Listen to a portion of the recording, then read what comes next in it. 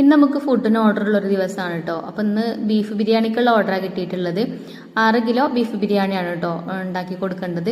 അപ്പോൾ ബീഫൊക്കെ ഞാൻ കഴുകി വെച്ചിട്ടുണ്ട്. കഴുകി ആദ്യം ബീഫ് ഒന്ന് വേവിക്കാൻ വെക്കുകയാണ്. അപ്പോൾ അത് ചെമ്പുക്ക് ഇട്ട് കൊടുത്തതിലേക്ക് മഞ്ഞൾപ്പൊടിയും അതേപോലെ ഉപ്പും കറിവേപ്പിൻ്റെ ഇട്ട് കൈയോണ്ട് നല്ലോണം ഒന്ന് തിരുമ്മി കുഴച്ചെടുത്ത് അടുപ്പ് കത്തിച്ച് അടുപ്പത്ത് വെച്ചിട്ട് വേവിച്ചെടുക്കുകയാണ് കേട്ടോ. അപ്പോൾ അത് വെന്ത് വരട്ടെ. അപ്പോൾ നമുക്കിന്ന് ബിരിയാണിൻ്റെ കൂടെ കൊടുക്കാൻ അച്ചാറില്ല. അപ്പോൾ ഞാൻ അച്ചാർ ഇടാണ് കേട്ടോ.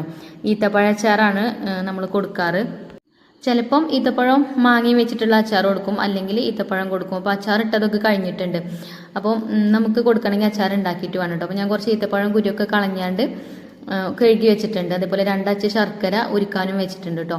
പിന്നെ ഇതിൻ്റെ ഇടയിൽ നമുക്ക് ചോറിന് കൂട്ടാനും ഉണ്ടാക്കണ്ട. അപ്പോൾ കുക്കറിൽ ഞങ്ങൾക്കുള്ള ബീഫ് വേവിക്കാൻ വെച്ചിനി. അപ്പോൾ അതൊക്കെ അടുപ്പത്തു നിന്ന് മാറ്റി വെച്ചിട്ട് ശർക്കര ഉരുക്കാൻ വേണ്ടിയിട്ട് അടുപ്പിൽ വെച്ചിട്ടുണ്ട്. പിന്നെ കുറച്ച് പുളി പിഴിഞ്ഞ് ആ പുളിവെള്ളം ആ ശർക്കര പാനിയൊക്കെ ഒഴിച്ചു കൊടുത്ത് ഒന്ന് തിളപ്പിച്ചെടുക്കണം കേട്ടോ.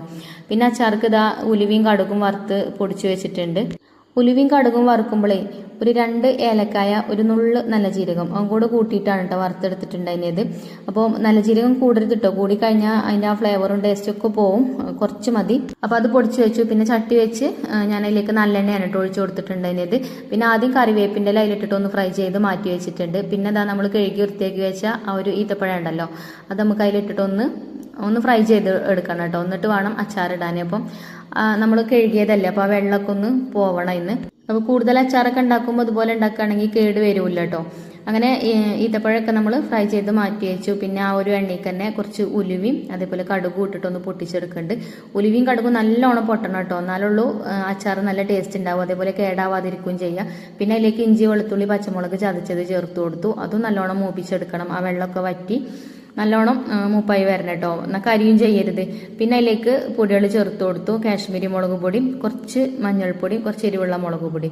എന്നിട്ട് നല്ലോണം ഒന്ന് വഴറ്റി കൊടുത്തിട്ടുണ്ടായിരുന്നു. അപ്പോൾ അത് മൂത്ത് വന്നതിന് ശേഷം നമ്മൾ ശർക്കര പാനി ഉണ്ടാക്കി വെച്ചിരുന്നല്ലോ, ശർക്കരയും പുളിയും തിളപ്പിച്ച് വെള്ളം ഉണ്ടായിരുന്നല്ലോ, അത് ഒഴിച്ചു കൊടുത്തു കേട്ടോ. പിന്നെ നമ്മൾ ഉലുവയും കടുകും ഒക്കെ വറുത്ത് വെച്ചത് അതിലേക്ക് ഇട്ട് കൊടുത്തു. അതേപോലെ കുറച്ച് കായപ്പൊടി ഇട്ട് കൊടുത്തു. പിന്നെ ഏറ്റവും ലാസ്റ്റ് ആയിട്ട് നമ്മൾ ഫ്രൈ ചെയ്ത് വെച്ച ആ ഒരു ഈത്തപ്പഴം അതിലേക്ക് ചേർക്കുക. പിന്നെ ഉപ്പ് ഇട്ട് കൊടുക്കുക. അതേപോലെ കുറച്ച് സുർക്കയും വേണമെങ്കിൽ ചേർക്കുക കേട്ടോ. ഞാൻ ഈ ഒരു സമയത്തിലേക്ക് സുർക്ക ചേർത്തിട്ടുണ്ട്, പക്ഷെ അത് വീഡിയോയിൽ കണ്ടിട്ടില്ല കേട്ടോ. ഒരുപാടൊന്നും വേണ്ട, കുറച്ച് ചേർത്താൽ മതി. നമ്മൾ പുളിയൊക്കെ ചേർത്തതുകൊണ്ട് പുളിയും മധുരവും എരിവും ഒക്കെ കൂടെ ഉള്ള ഒരു അച്ചാറാണിത്. പിന്നെ നമ്മൾ ഫസ്റ്റ് കറിവേപ്പിൻ്റെ ഇല ഫ്രൈ ചെയ്ത് മാറ്റി വെച്ചില്ല, അത് കൈ കൊണ്ടൊന്ന് പൊടിച്ചിട്ട് അത് ഇട്ട് കൊടുത്തു. അങ്ങനെ നമ്മളെ ഈത്തപ്പഴ അച്ചാർ ഇവിടെ റെഡി ആയിട്ടുണ്ട് കേട്ടോ. പിന്നെ ബിരിയാണി ദം ചെയ്തെടുത്തു. അത് ഞാൻ വീഡിയോയിൽ കാണിച്ചിട്ടില്ല, നമ്മളെപ്പോഴും ബിരിയാണിൻ്റെ വീഡിയോ ചെയ്യണതല്ലേ. പിന്നെ അതിൻ്റെ കൂടെ നമ്മൾ തൈര് കൊടുക്കും, അതേപോലെ അച്ചാറും.